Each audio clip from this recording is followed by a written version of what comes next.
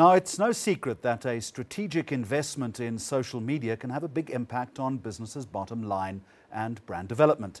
Yuppiechef, a leading online retailer of kitchen utensils and appliances, saw an opportunity to try a new social media channel when Google Plus was born. The brand return has been nothing short of amazing, as you'll see, with a 46% uplift in click-through rates and a 32% increase in conversion rates. Content allows you to stay on people's radars.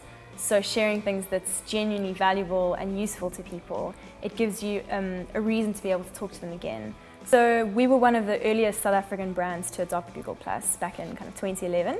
And the reason we did it initially was for the value of the social extensions. So being on Google Plus meant that when people searched for our products, they were able to interact with those search results and plus one them. So they could plus one our article on how to make biltong, they could plus one our KitchenAid stand mixer, which then makes us stand out in amongst all the other search results within people's friendship networks. So as South Africans began adopting Google Plus and using Google Plus themselves, it made more and more business sense for us to be on Google Plus and have a presence for our brand there, and then to start sharing content and building relationship as we would in any other social space.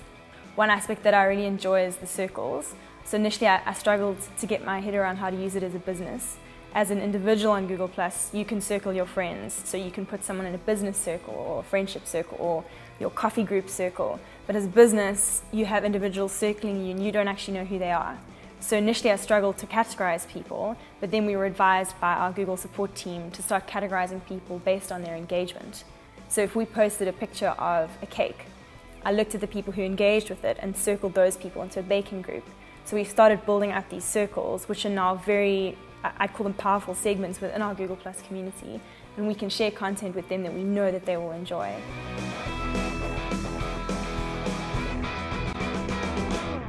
Now, finally this week, Wits Journalism here in Johannesburg has released its first ever State of the Newsroom report. There are two worrying issues here: shrinking newsrooms and retrenchments, and declining circulation in print media by over 5% in a 4-year period.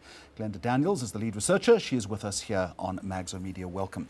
Your communique says a ship sailing into extreme headwinds of change. Rolls nicely off the tongue, but this report does make disturbing reading. As an overview, how strong are those winds? They're not as strong as the winds you'd get in the developing world, for instance. You'd get a greater decline. So we do seem to follow developed world trends, interestingly enough, rather than, say, Chinese and African trends, where they're increasing in print.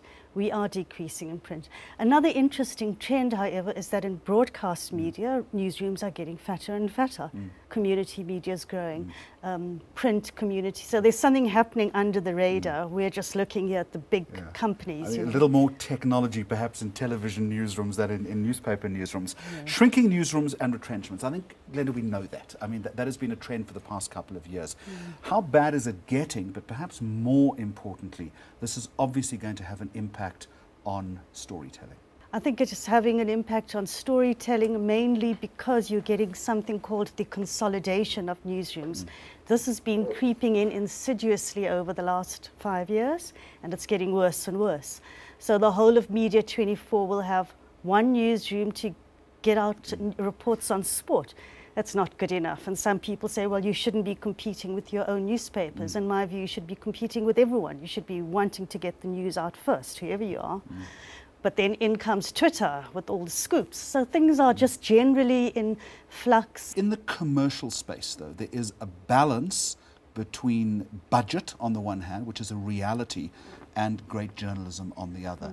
I'm sure if I had a newspaper manager sitting next to you, they would make a very good case for the merging of newsrooms. How do you find that balance so that all parties ultimately are satisfied? Or can't you do that? Well, I think that the realities are very different. You have to sell newspapers, you have to sell news. You know, one can't hide away from that fact. The fact remains is there's declining advertising for all news. They're putting it on the internet and not even it's not even costing as much as they did with print. So that's an added issue with the whole monetary issue. And then when you start to consolidate things, you know, are you going to get great journalism? I'm not so sure.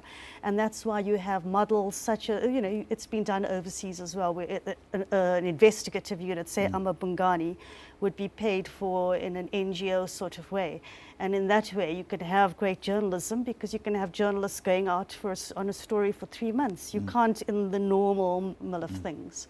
Let's talk about staffing in conclusion. Race and gender composition of newsrooms. Majority of journalists in the newsroom surveyed were black and male. The majority of editors are white by a slight majority, male by a large majority. Nothing's changed in the past decade or so. Can you really change that dynamic? You have to. How do you do it? I can't say that nothing's changed because in 2002 it was something like 70% white and male. You know, now it's 60, or actually it was 55 to be precise. And I think what you need is more mentorships. You don't need old, grey, pale males to be out on a limb. You need them to be in the newsroom and mentoring the young black women, for instance. And that's how things change, through mentorships. In my view, it's not happening. Thank you very much for joining us. The survey is called State of the Newsroom South Africa 2013 Disruptions and Transition from Wits Journalism.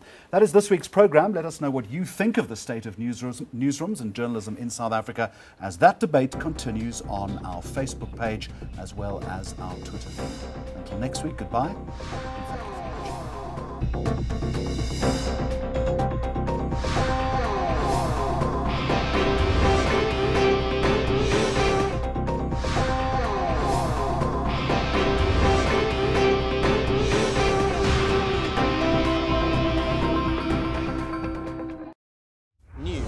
That moves. ENCA.com.